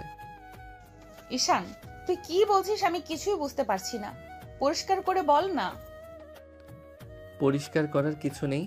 আজ থেকে আপনি আপনার পথে আর আমি আমার পথে। বাড়ির সবার সামনে অভিনয়ের দরকার হলে করব, কিন্তু একা থাকলে প্লিজ আমার সামনে আসবেন না। আপনার মুখ দেখলেও এখন আমার ঘেন্না লাগছে। ঈশানের কথাগুলো তীরের মতো গিয়ে তুলির বুকে বিঁধল। যে ছেলেটা সারাক্ষণ খুনসুটি করে ঘর মাতিয়ে রাখতো, তার এই বরফ শীতল নীরবতা আর ঘৃণা তুলিকে একদম দিশাহারা করে দিল। ঈশান দেওয়ালে মুখ ফিরিয়ে শুয়ে পড়ল। তার বালিশটা চোখের জলে ভিজে একাকার হয়ে যাচ্ছিল। সে মনে মনে শুধু ভাবছিল তুলি কি তাকে শুধু একটা ঢাল হিসাবে ব্যবহার করলো। সে মনে মনে শুধু ভাবছিল তুলি কি তাকে একটা ঢাল হিসাবে ব্যবহার করলো। তাকে কি শুধু দুনিয়ার সামনে সমাজ বাঁচাতে বিয়ে করেছে, আর গোপনে অন্য কারোর সাথে প্রেম চালিয়ে যাচ্ছে? ঈশানের এই গভীর নীরবতা আর মন ভাঙ্গার কষ্ট যেন ঘরের বাতাসকেও ভারী করে তুলল। তুলি দরজার পাশে দাঁড়িয়ে স্তব্ধ হয়ে রইল। সে টের পেল না তার জীবনের সবচেয়ে বড় রহস্যটা ঈশানের সামনে কত বড় ভুল হয়ে ধরা দিয়েছে। দিনগুলো এখন আর আগের মতো কাটে না। সেই হাসি ঠাট্টা, সেই খুনসুটি সব যেন এক নিমিষেই কর্পূরের মতো উড়ে গেছে। ঈশান এখন এক জ্যান্ত পাথর। তুলে হাজার চেষ্টা করেও ঈশানের মুখ থেকে একটা কথা বের করতে পারে না। যে ঈশানকে খেতে ডাকে, ঈশান নিঃশব্দে খেয়ে উঠে যায়। সে ঈশানের পাশে বসতে চায়। ঈশান উঠে বারান্দায় চলে যায়। তুলি বুঝতে পারছে কিছু একটা খুব বড় ভুল হয়ে গেছে, কিন্তু ঈশান তাকে সেই ভুল শোধরানোর কোনো সুযোগই দিচ্ছে না। সেদিন রাতটা ছিল ভীষণ গুমট। মাঝরাতের দিকে আকাশ ভেঙে বৃষ্টি নামলো, সাথে প্রচণ্ড ঝড়ো হাওয়া। ঈশান বিছানা ছেড়ে উঠে দাঁড়ালো। তার দু চোখে ঘুম নেই, শুধু একরাশ জ্বালা। তুলি যখন ঘুমানোর ভান করে শুয়েছিল, সে দেখলো ঈশান হনহন করে ঘর থেকে বেরিয়ে ছাদের দিকে যাচ্ছে। তুলি দ্রুত উঠে ঈশানের পিছু নিল। ঈশান, কোথায় যাচ্ছ তুমি? বাইরে প্রচন্ড ঝড় হচ্ছে, আর তুমি এই মাঝরাতে ছাদে যাচ্ছ কেন? শোনো আমার কথা, ঘরে এসো। আপনি ঘুমান তুলি, আমার জীবন নিয়ে আমাকে থাকতে দিন। আমার পেছনে আসার কোনো দরকার নেই। কেন আসবো না? আমি তোমার কিছু লাগি না ঈশান। ছাদের দরজা খোলো, তুমি এইভাবে ভিজলে অসুস্থ হয়ে যাবে। ঈশান প্লিজ দরজা খোলো। ঈশান তুলির কোনো কথাই শুনল না। সে ছাদের দরজার ভেতর থেকে খিল তুলে দিল। তুলি দরজার ওপাশ থেকে বারবার ধাক্কা দিতে লাগলো, চিৎকার করলো, কিন্তু বৃষ্টির শব্দের কাছে তার গলার আওয়াজ হারিয়ে গেল।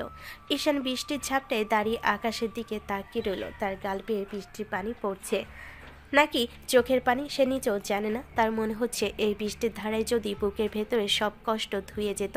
তুলি ওই দরজার বাইরে মেঝেতে বসে বলল সে কোথাও গেল না। সারারাত সে ওভাবেই দরজার সাথে হেলান দিয়ে বসে রইল। বৃষ্টির ছিটা আর হিমেল হাওয়ায় তুলি নিজের শরীরও কাঁপছে, কিন্তু তার মন পড়ে আছে ওই দরজার ওপাশে ঈশানের কাছে। তুলি ভাবছে শুধু, কেন এমনটা হলো? কেন এই শান্ত ছেলেটা আজ নিজের ওপর এমন প্রতিশোধ নিচ্ছে? ঈশান, আমি জানি তুমি শুনতে পাচ্ছ। কেন তুমি এমন করছো? আমি কি অপরাধ করেছি সেটা তো একবার বলবে। আমাকে এভাবে কেন মারছো তুমি? সারা রাত ওভাবেই কাটলো। ভোরবেলা যখন বৃষ্টির তেজ কমে এসেছে তখন ধীরলয়ে ছাদের দরজায় খিল খোলার শব্দ হলো। তুলি তড়িঘড়ি করে উঠে দাঁড়ালো। দরজা খুলে ঈশান বেরিয়ে এলো। তার চেহারার দিকে তাকানো যাচ্ছে না। সারা রাত ভেজার কারণে তার সারা শরীর সাদা হয়ে গেছে, হাত পা কাঁপছে, কিন্তু সবচেয়ে ভয়ঙ্কর হলো তার চোখ দুটো একদম জবা ফুলের মতো টকটকে লাল হয়ে আছে। তার দৃষ্টিতে কোনো প্রাণ নেই, যেন একটা মানুষের খোলস হেঁটে আসছে। ঈশান, এ কি অবস্থা তোমার? দেখো, তোমার ঠোঁট নীল হয়ে গেছে। তুমি সারা রাত এভাবে ভিজেছো। চলো ঘরে চলো, আমি তোয়ালে নিয়ে আসছি। আগে মাথাটা মুছে দেই। ঈশান, কথা বলো না কেন? ঈশান তুলির একটা কথারও উত্তর দিল না। সে যেন তুলিকে দেখতে পাচ্ছে না। তুলি ঈশানের হাত ধরতে গেলে কিন্তু ঈশান এমন এক অবকার দৃষ্টিতে তাকালো যে তুলি ভয়ে হাত সরিয়ে নিল। ঈশান ধীর পায়ে ঘরে গিয়ে নিজের ভেজা কাপড়েই বিছানায় শুয়ে পড়ল। কিছুক্ষণ পরে তার শরীর আগুনের মতো গরম হতে শুরু করলো। প্রচণ্ড জ্বরে তার দাঁতে দাঁত লেগে শব্দ হচ্ছে। ঈশানের বাবা মা এই শব্দ শুনে ঘরে ছুটে এলেন। ঈশানের অবস্থা দেখে ওনারা কান্নায় ভেঙে পড়লেন। ওরে বাবা, আমার ছেলের একই হলো? কাল রাত পর্যন্ত তো ঠিক ছিল। তুলি, কি হয়েছিল রে? ও এভাবে ভিজলো কেন? তুই কেন ওকে আটকাসনি? মা, আমি আসলে বুঝতে পারিনি। আমি অনেকবার বলেছি, ও আমার কথা শোনেনি। মা, ঈশানের তো জ্ঞান নেই মনে হচ্ছে। তুমি জলদি ডাক্তারকে ফোন করো, ওর গা তো পুড়ে যাচ্ছে। খবরদার তুলি, যদি ওকে ঠিকমতো আগলে রাখতে না পারো তবে আমি কোনোদিন নিজেকে ক্ষমা করব না। তুমি ওর পাশে থাকো, আমি ডাক্তার নিয়ে আসছি। কিছুক্ষণ পর ডাক্তার এলেন। তিনি ঈশানকে ভালো করে পরীক্ষা করলেন। ঈশানের নিঃশ্বাস খুব দ্রুত পড়ছে। সে জ্বরে ঘরে বিড়বিড় করে কি যেন বলছে, কিন্তু তার কথা কেউ বুঝতে পারছে না। ডাক্তার যখন ঈশানের হাত পরীক্ষা করলেন তিনি একটু চিন্তিত হয়ে পড়লেন। ঘরে বাতাস তখন থমথমে হয়ে আছে একটা ভালো খবরের আশায়। অবস্থা বেশি একটা ভালো না। ও মনে হয় প্রচণ্ড মানসিক চাপের মধ্যে ছিল, আর তার উপর এই বৃষ্টির জল। ওর হার্টবিট খুব অনিয়মিত হয়ে গেছে, হাত পা একদম বরফের মতো ঠান্ডা হয়ে যাচ্ছে। এটা খুব খারাপ লক্ষণ। ওকে সারাক্ষণ চোখে চোখে রাখতে হবে। ওর প্রপার যত্ন প্রয়োজন। এই জ্বরের ঘরেও ও যদি শোকে চলে যায় তবে বিপদ আরও বাড়বে। ডাক্তার সাহেব, ও বাঁচবে তো? আমাদের একমাত্র ছেলে, ওর কিছু হলে আমরা তো শেষ হয়ে যাব। ঈশান তো এমন ছেলে না, কেন এই কাণ্ডটা করলো? মা তুলি, তুমি ওর পাশে থাকো। ও জ্বরের ঘরে বারবার কাঁদছে, মনে হয় কারো উপর অনেক অভিমান করে আছে। তুমি ওর সাথে কথা বলার চেষ্টা করো। ডাক্তার চলে যাওয়ার পরে ঘরে এক পিনপতন নীরবতা নেমে এলো। ঈশানের বাবা মা বাইরে বসে কান্নাকাটি করছেন। তুলি ঈশানের মাথার কাছে বসে জলপট্টি দিচ্ছে। ঈশানের হাতটা বারবার ঠান্ডা হয়ে যাচ্ছে। তুলি সেই হাত নিজের হাতের তালুতে ঘষে গরম করার চেষ্টা করছে। ঈশানের মুখটা ব্যথায় কুঁচকে আছে। সে জ্বরে ঘরে অস্পষ্ট স্বরে বলছে, কেন ধোকা দিলে? কেন করলে এমন? তুলি শব্দগুলো লো শুনে একদম পাথর হয়ে গেল। সে বুঝতে পারল ঈশান নিশ্চয়ই এমন কিছু জেনেছে বা দেখেছে, তাকে ভেতর থেকে মেরে ফেলেছে। তুলির চোখের জল ঈশানের হাতের উপর টুপ করে পড়ল। সে শুধু মনে মনে বলল, ঈশান তুমি একবার সুস্থ হও। গত এক সপ্তাহ ঈশানের জীবনের উপর দিয়ে এক বিশাল ঝড় বয়ে গেছে। জ্বরে ঘরে সে কতটা সময় পার করেছে তার কোনো হিসাব নেই, কিন্তু এই পুরোটা সময় তুলি এক মুহূর্তের জন্য ঈশানের পাশ ছেড়ে নয়নি। ঈশানের শরীর যখন জ্বরে বরফের মতো ঠান্ডা হয়ে যাচ্ছিল তখন তুলি নিজের শরীরের উষ্ণতা দিয়ে তাকে আগলে রেখেছে। সে ঈশানকে জড়িয়ে ধরে বসেছিল সারা রাত, যাতে ঈশানের কাঁপুনি কমে ঘুমে ঈশান ঘুমের ঘরও কয়েকবার তুলিকে শক্ত করে জড়িয়ে ধরেছিল, যেন কোনো এক অজানা ভয়ে সে কাউকে আঁকড়ে ধরতে চাইছে। আজ 7 দিন পর ঈশানের জ্বরটা পুরোপুরি ছেড়েছে। সে চোখ মেলে দেখল তুলি তার ভাইয়ের কাছে মাথা রেখে অঘরে ঘুমোচ্ছে। তুলি সেই উজ্জ্বল চেহারাটা আজ মলিন হয়ে গেছে, চোখের নিচে কালি পড়েছে, চুলগুলো অবিন্যস্ত। ঈশান কিছুক্ষণ চুপ করে তুলির দিকে তাকিয়ে রইল। তার মনে ঘৃণা আর ভালোবাসার এক অদ্ভুত যুদ্ধ চলছে। তুলি, ও তুলি, ওঠো। ঈশান, তুই জেগেছিস? তোর কি এখন ভালো লাগছে? দেখি হাতটা দেখি, শরীর কি এখনো ঠান্ডা? দাঁড়া, আমি ডাক্তারবাবুকে ফোন করছি। ডাক্তার লাগবে না, আমি ঠিক আছি। কিন্তু তুমি কেন নিজের এই অবস্থা করেছো? তোমাকে তো চেনাই যাচ্ছে না। কেন এত নাটক করছো আমার জন্য? ঈশানের মুখ থেকে নাটক শব্দটা শুনে তুলির মাথায় রক্ত চড়ে গেল। যে মেয়েটা গত 1 সপ্তাহ নাও খাওয়া ভুলে এই ছেলেটার সেবা করেছে, তার কাছে এই শব্দটা অপমানের মতো শোনালো। তুলি এবার ফেটে পড়ল। সে বিছানা থেকে নেমে ঈশানের উপর চিৎকার করতে শুরু করলো। তার ভেতরে জমানো সব চিন্তা আর ভয় এবার রাগে পরিণত হলো। নাটক করছি আমি? তুই কি চাস বল তো ঈশান? তুই সারা রাত বৃষ্টিতে ভিজে নিজের জীবনটা শেষ করে দিবি, আর আমি বসে বসে তোর শেষকৃত্য দেখব? তুই জানিস গত 7টা দিন আমাদের উপর দিয়ে কি গেছে? কেন করলি এমন? নিজের শরীরটাকে এভাবে শেষ করার অধিকার তোকে কে দিয়েছে? অধিকার? আপনি আবার অধিকারের কথা বলছেন কেন? আপনিও তো একদিন চলেই যাবেন। কয়দিন পর যখন আপনার আসল মানুষটার কাছে ফিরে যাবেন, তখনই অধিকারের নাটক কোথায় থাকবে? কি বললি তুই? চলে যাব মানে? আসল মানুষ মানে কি? তুই এসব আবল তাবল কি বকছিস ঈশান? জ্বরের ঘোরে মাথা খারাপ হয়ে গেছে তোর? আমার মাথা খারাপ হয়নি তুলি, আমি সব দেখেছি। সেদিন তোমাদের কলেজের পাশের মাঠে তুমি একটা ছেলেকে জড়িয়ে ধরে দাঁড়িয়েছিলে। আমি তোমাকে সারপ্রাইজ দিতে গিয়েছিলাম, আর তুমি আমাকে এই সারপ্রাইজটা দিলে। এখন বলো, বিয়ের নাম করে আমাকে কেন ঢাল হিসেবে ব্যবহার করলে? ঈশানের কথা শুনে তুলি যেন আকাশ থেকে পড়ল। সে কয়েক সেকেন্ডে নিতর হয়ে দাঁড়িয়ে রইল। তার চোখ দুটো বড় বড় হয়ে গেল। সে এবার বুঝতে পারল কেন ঈশান সেদিন থেকে পাথরের মতো হয়ে গিয়েছিল এবং কেন সে নিজের ওপর এই মরণপণ অত্যাচারটা করেছে। তুলি কপালে হাত দিয়ে একটা দীর্ঘশ্বাস ফেলল। তার চোখ দিয়ে অঝরে জল পড়তে শুরু করলো। ছি ঈশান, তুই এই সামান্য একটা কারণে নিজেকে মৃত্যুর মুখে ঠেলে দিবি? তুই একবার আমাকে জিজ্ঞেস করতে পারতি না? তুই কেন আমাকে জিজ্ঞেস করলি না ওই ছেলেটাকে? জিজ্ঞেস করার আর কি ছিল? আমি তো নিজের চোখে দেখেছি তুমি তাকে কত আপন মনে জড়িয়ে ধরে কাঁদছিলে। ওই ছেলেটা আমার আপন ছোট ভাই ছিল রে গাধা, আমার সৎ মায়ের ঘরের ভাই। ও বাড়ি থেকে পালিয়ে এসেছিল আমার কাছে একটু সাহায্যের জন্য।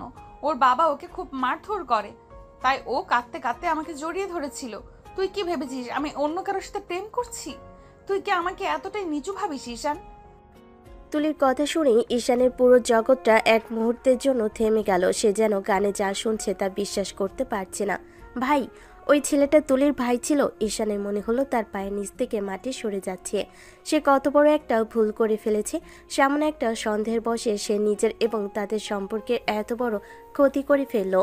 ঈশানের দু চোখ বেয়ে এবার অনুতাপে জল গড়িয়ে পড়ল। সে অপরাধীর মতো তুলির দিকে তাকালো, কিন্তু তুলি তখন রাগে আর অভিমানে কাঁপছে। তুই আমাকে এত ঘৃণা করিস যে একবার আমার মুখ থেকে সত্যটা শোনার প্রয়োজন মনে করলি না? আমি যে তোকে বাঁচানোর জন্য নিজের পুরো ক্যারিয়ার বাজি রাখলাম, তার প্রতিদান তুই এইভাবে দিলি? আমি আর এক মুহূর্ত এই ঘরে থাকবো না। তোর এই সন্দেহের সাথে তুই একাই থাক। তুলি হনহন করে ঘর থেকে বেরিয়ে যেতে চাইল, কিন্তু ঈশান বিছানা থেকে কোনো মতে নেমে তুলি পা জড়িয়ে ধরল। ঈশানের কান্নাই আজ সারা বাড়ি যেন ভারী হয়ে উঠল।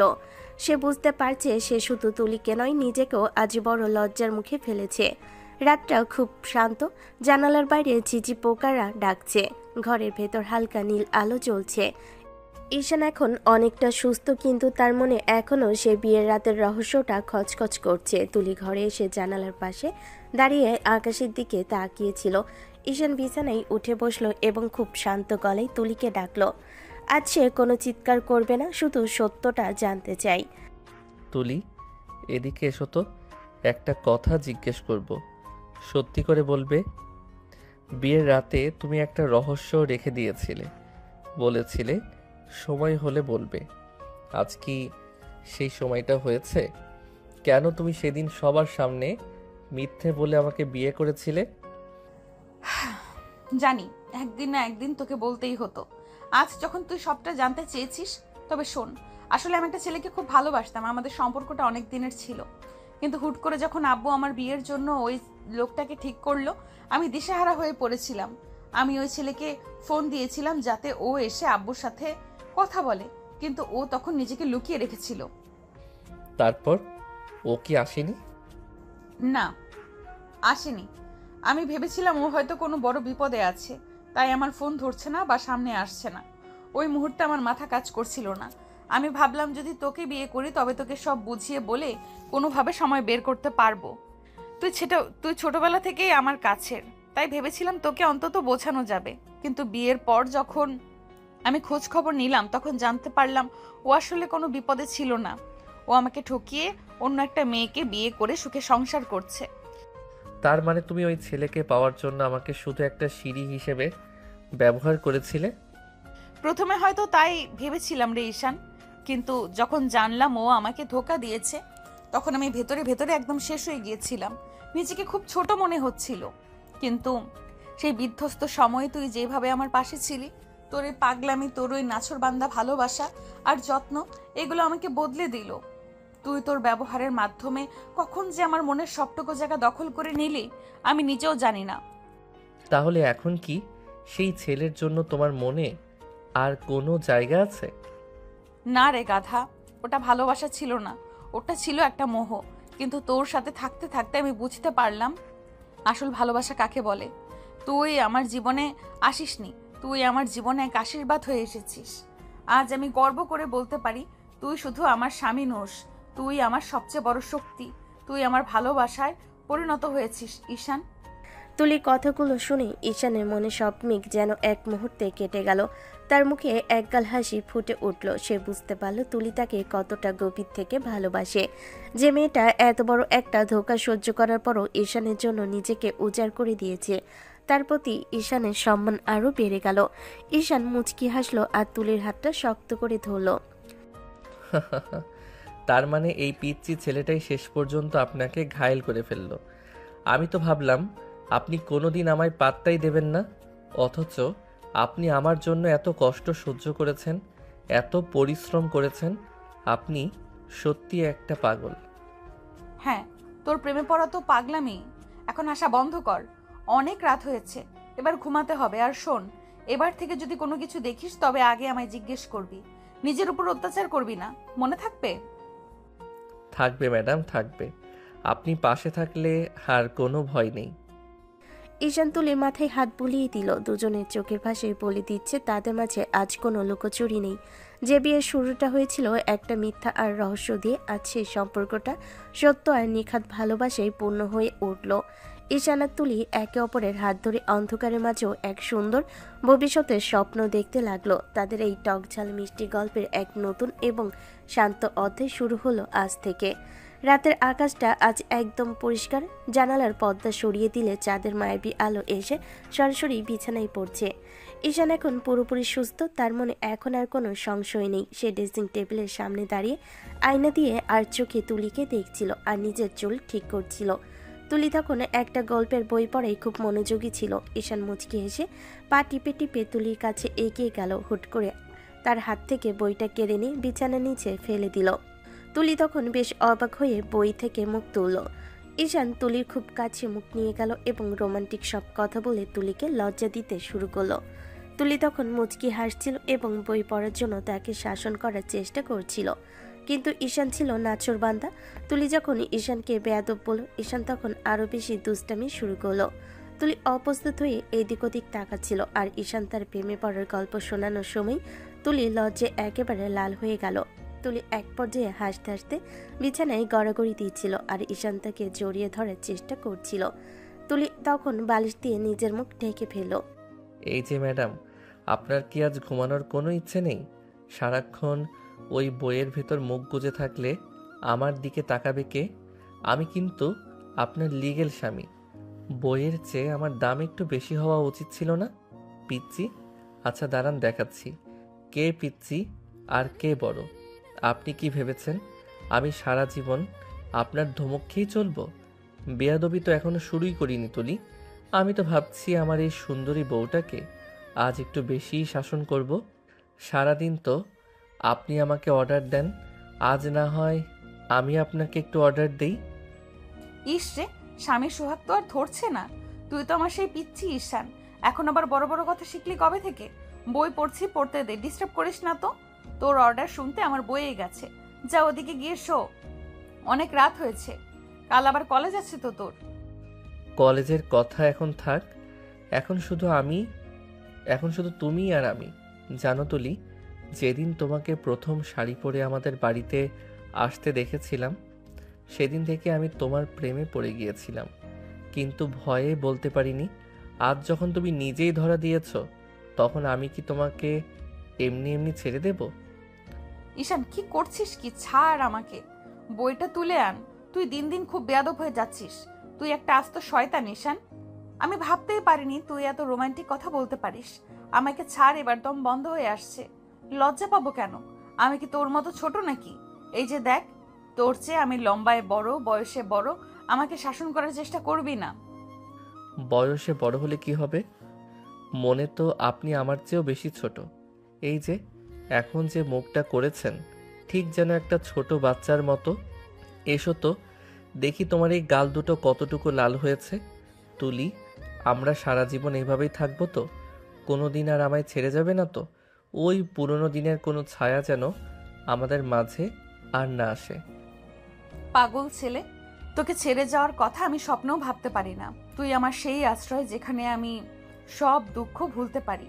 তুই শুধু আমার ঈশান হয়ে থাকিস। আমি আর কিচ্ছু চাই না। চা কেন, আমি তোকে কাল সকালে তেতো করল্লা ভাজি দিয়ে নাস্তা করাবো, দেখিস। খুব তো পক্ক পক্ক কথা বলছিস এখন। এরপর শুরু হলো তাদের মধুর বালিশ ছোড়াছুড়ি। সারা ঘর তাদের খিলখিল হাসির শব্দ প্রতিধ্বনিত হতে লাগলো। ঈশান যখন তুলির গাল টেনে দিচ্ছিল, তুলি তখন রেগে যাওয়ার অভিনয় করে তাকে ভয় দেখানোর চেষ্টা করছিল। হাসতে হাসতে যখন তারা ক্লান্ত হয়ে বিছানায় গা এলিয়ে দিল, তখন ঘর জুড়ে এক স্নিগ্ধ নীরবতা নেমে এলো। ঈশান তখন তুলির হাতটা খুব শক্ত করে ধরল এবং তার কাঁধে পরম শান্তিতে মাথা রাখলো। তুলিও তার চুলে হাত বুলিয়ে দিতে শুরু করলো। তাদের সম্পর্কের তিক্ততা এখন পুরোপুরি বিলীন হয়ে গেছে। যে মেয়েটাকে ঈশান একদিন বড় আপু বা শাসনের পাত্রী ভাবত, আজ সেই মেয়েটাই তার সমস্ত পৃথিবীর কেন্দ্রবিন্দু। তুলিও অনুভব করলো জীবনের সব কঠিন সময়ে ঈশানের এই ভালোবাসায় তাকে পূর্ণতা দিয়েছে। রাত গভীরে তারা দুজন একে অপরকে জড়িয়ে ধরে এক শান্ত ঘুমে তলিয়ে গেল। আর তাদের এই খুনসুটি যেন এক চিরস্থায়ী রূপ পেল। সকালের নরম রোদ জানালার পর্দা ভেদ করে ঘরে এসে পড়েছে। কাল সারা রাতের খুনসুটি আর বালিশ চোরাচুরির পর দুজনে ঘুম ভেঙেছে অনেক দেরিতে। ঈশান তখনও অঘরে ঘুমোচ্ছে, কিন্তু তুলির ঘুমটা একটু আগে ভেঙে গেছে। সে আলতো করে নিজের কুনুয়ে ভর দিয়ে ঈশানের শান্ত মুখটার দিকে তাকিয়েছে। ঘুমালে এই ছেলেটাকে একদম বাচ্চার মতো লাগে, অথচ জেগে থাকলে এর জ্বালায় টেকা দেয়। তুলি নিজের অজান্তেই মুচকি হাসলো এবং ঈশানের কপালে এসে পড়া চুলগুলো আলতো করে সরিয়ে দিল। সে ভাবছে এই মানুষটাই তার অন্ধকার জীবনে ভোরের আলোর মতো এসে সবটা পাল্টে দিয়েছে।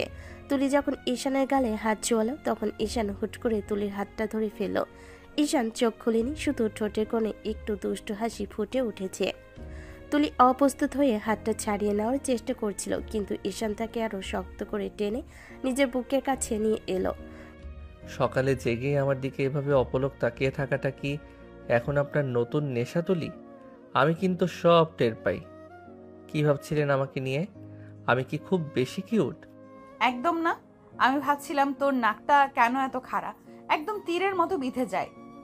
আর হাত ছাড় ঈশান, এখন ওঠার সময় হয়েছে। আম্মু নিশ্চয়ই নাস্তা নিয়ে বসে আছে। ছাড় বলছি। ছাড়বো না।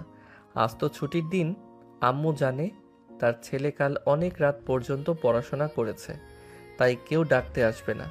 তুমি বরং বলো, কাল রাতে যে কথাগুলো অর্ধেক রেখে ঘুমালে, সেগুলো এখন পূরণ করবে কিনা। ঈশান, তুই দিন দিন খুব বেশি রোমান্টিক হয়ে যাচ্ছিস। আমি তোকে সেই ছোটবেলার মতো চট দেব একটা। কি কথা বাকি ছিল শুনি? আমি তো সব বলেই দিয়েছি। বলেননি তো। আপনি বলেছিলেন আমি আপনার ভালোবাসায় পরিণত হয়েছি, কিন্তু একবারও তো বলেননি আপনি আমাকে কতটা ভালোবাসেন। আমার কিন্তু আজ পুরোটা শুনতে হবে, নইলে আমি আপনাকে এই বিছানা থেকে নামতেই দেব না। ওরে আমার আদবকারী রে, তোকে ভালোবাসি কি না সেটা কি আর মুখে বলতে হয়? এই যে সারা রাত জেগে তোর জ্বরের সময় মাথায় জলপট্টি দিলাম, সেটা কি এমনি এমনি? এই যে এখন তোর এই দুষ্টুমিগুলো মুখ বুজে সহ্য করছি, এটাই কি ভালোবাসা না? ওগুলো তো দায়িত্ব তুলি। আমি চাই তুমি আমার চোখের দিকে তাকিয়ে বলো যে আমি তোমার পৃথিবী। বলো না একবার প্লিজ। তুলি এবার ঈশানের চোখের দিকে তাকালো। সেই চোখে আজ কোনো সন্দেহ নেই, কোনো তিক্ততা নেই, আজ শুধু এক সমুদ্র পরিমাণ নির্ভরতা। তুলি ধীরে ধীরে ঈশানের আরও কাছে সরে এলো। দুজনের নিঃশ্বাস এখন একে অপরের গায়ে লাগছে। তুলি খুব নিচু স্বরে একদম ঈশানের কানের কাছে মুখ নিয়ে গিয়ে নিজের মনে জমানো সব অনুভূতি প্রকাশ করলো। ঈশান তখন চোখ বন্ধ করে পরম শান্তিতে সেই কথাগুলো শুনছিল। তার মনে হচ্ছিল এই মুহূর্তটা যেন এখানেই থেমে যায়। তুলি যখন ঈশানের গলার নিচে মাথা রাখলো, ঈশান তখন তাকে দুই হাত দিয়ে জড়িয়ে ধরলো। তাদের সম্পর্কের রসায়নটা এখন এতটাই গাঢ় যে কোনো শব্দ ছাড়াই তারা একে অপরের মনের কথা বুঝতে পারে। জানো তুলি, মাঝে মাঝে আমার খুব ভয় হয়। মনে হয় এই সুখটা যদি কোনোদিন শেষ হয়ে যায়, তুমি যদি আবার সে আগের মতো গম্ভীর হয়ে যাও। আর কোনো দিন তেমন হবে না রে পাগল। আমি তোকে অনেক কষ্ট দিয়েছি, অনেক কাঁদিয়েছি, কিন্তু এখন থেকে আমি শুধু তোকে ভালোবাসবো। তুই আমার সেই দুষ্টু ঈশান হয়েই থাকিস, যে আমাকে সারাক্ষণ জ্বালিয়ে মারবে। তোকে ছাড়া আমার দিনগুলো এখন একদম ফাঁকা লাগে। তাহলে আজ কি সত্যি সেই তেতো করলার নাস্তা হবে, নাকি আমার জন্য স্পেশাল কোনো মেনু আছে? করল্লা ভাজিই হবে, তবে তুই যদি ভালো হয়ে থাকিস তবে সাথে 1 কাপ কড়া করে কফি বানিয়ে দিব। আর হ্যাঁ, আজ আমাদের বিকেলের দিকে একটু ঘুরতে বের হতে হবে, কিন্তু অনেক দিন কোথাও যাওয়া হয় না। ঘুরতে যাব, তবে একটাই শর্ত, তোমাকে নীল শাড়ি পরতে হবে। ওই শাড়িতে তোমাকে যখন দেখি তখন মনে হয় তুমি আমার জীবনের অপ্সরা, আর আমি থাকবো তোমার সেই মজনু। মজনু হতে হবে না, তুই আমার ঈশান হয়ে থাকলেই হবে। এবার ওর অনেক বেলা হয়েছে, মানুষ জানলে হাসাহাসি করবে। তুলি উঠতে চাইলে ঈশান তাকে ছাড়লো না। সে তুলির কপালে আলতো করে ভালোবাসার চিহ্ন এঁকে দিল। সারা ঘরে এক রোমান্টিক আবহ ছড়িয়ে পড়ল। তাদের এই টকঝাল মিষ্টি সম্পর্কটা আজ এক অনন্য উচ্চতায় পৌঁছে গেছে। যে বিয়ের কোনো ভিত্তি ছিল না, আজ সেই সম্পর্কটাই হয়ে উঠেছে দুনিয়ার সবচেয়ে সুন্দর আর মজবুত বন্ধন।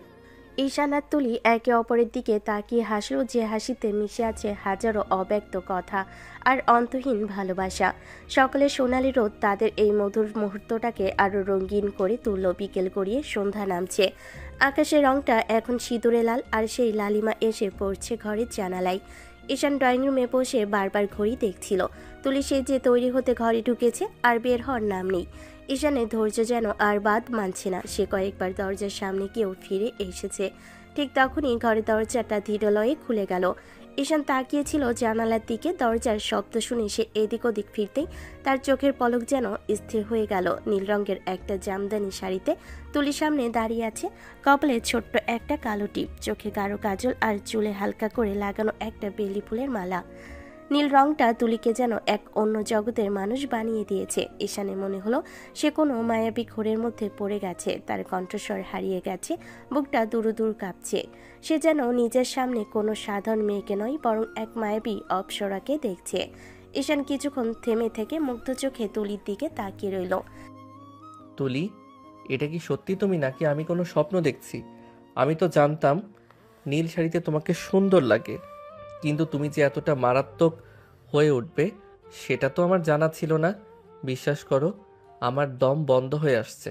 খবরদার, একদম ভেতরে যাবে না।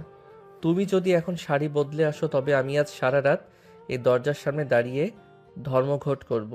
তুমি জানো না তুলি, এই কাজলি চোখে যখন তুমি আমার দিকে তাকাও তখন আমার ভেতরটা কেমন করে ওঠে। আজ মনে হচ্ছে আমি তোমার এই নীল সাগরে সত্যি সত্যি ডুবে যাব। কি শুরু করলি ঈশান? তুই তো আমাকে ভয় পাইয়ে দিচ্ছিস। আমি কি খুব বেশি সেজে ফেলেছি? শাড়িটা কি বদলে আসবো? তোর এমন হাঁ করে তাকিয়ে থাকা দেখে আমার নিজেরই অস্বস্তি হচ্ছে। হয়েছে, অনেক হয়েছে। এবার ন্যাকামো করতে হবে না। চল, এখন দেরি হয়ে যাচ্ছে তো। সবাই আমাদের দিকে তাকিয়ে থাকবে। তাকিয়ে থাকুক, পুরো পৃথিবী দেখুক যে আমার বউটা কত সুন্দর। কিন্তু সমস্যা একটাই, আমার এখন আর বাইরে যেতে ইচ্ছে করছে না। ইচ্ছে করছে সারা রাত তোমাকে এভাবেই সামনে বসিয়ে রাখি আর অপলক তাকিয়ে থাকি। তোমাকে দেখলে কেন জানি আমি নিজেকে সামলাতে পারি না। মনে হয় আমি তোমার প্রেমে পুরোপুরি মাতাল হয়ে গেছি। ঈশান ধীরে ধীরে তুলির কাছে এগিয়ে গেল। তুলি কিছুটা অপ্রস্তুত হয়ে পেঁচাতে চাইল, কিন্তু দেওয়ালের সাথে তার পিঠ ঠেকে গেল। ঈশান তুলি দুই হাতে হাত রেখে তাকে মাঝখানে বন্দি করে ফেলল। নীল শাড়ি, খসখসে শব্দ আর বেলি ফুলের তীব্র ঘ্রাণ ঈশানের ইন্দ্রিয়গুলোকে যেন আরও বেশি আচ্ছন্ন করে দিল। তুলি তখন কাঁপছে, তার নিঃশ্বাস দ্রুত পড়ছে। ঈশান তুলি চিবুকটা আলতো করে উঁচিয়ে ধরল। তার চোখে তখন ভালোবাসার এক মাতাল করা নেশা। তুলি চোখ বন্ধ করে ফেলল। তার লম্বা চোখের পাতাগুলো তখন থরথর করে কাঁপছিল। ঘর জুড়ে এক নিঃশব্দ কিন্তু তীব্র রোমান্টিক মুহূর্ত তৈরি হলো। ঈশান তুলির কপালে আলতো করে নিজের ওষ্ঠ ছোঁয়ালো। সেই স্পর্শে তুলির সারা শরীরে যেন বিদ্যুৎ খেলে গেল। সে নিজের অজান্তেই ঈশানের শার্টের হাতাটা শক্ত করে খামচে ধরল। ঈশান প্লিজ ছাড় আমাকে, মা বাবা ডাকবে এখন। তুই কি চাস বলতো? এইভাবে তাকালে আমি কথা বলতে পারি না। তুই বড়ই দুষ্টু হয়ে গেছিস ঈশান। সেই ছোটবেলার শান্ত ছেলেটা কোথায় হারিয়ে গেছে? তোর এই মাতাল করা দৃষ্টি সামলানোর ক্ষমতা আমার নেই রে। আমি চাই তুমি সারা জীবন আমার এই নেশা হয়ে থাকো।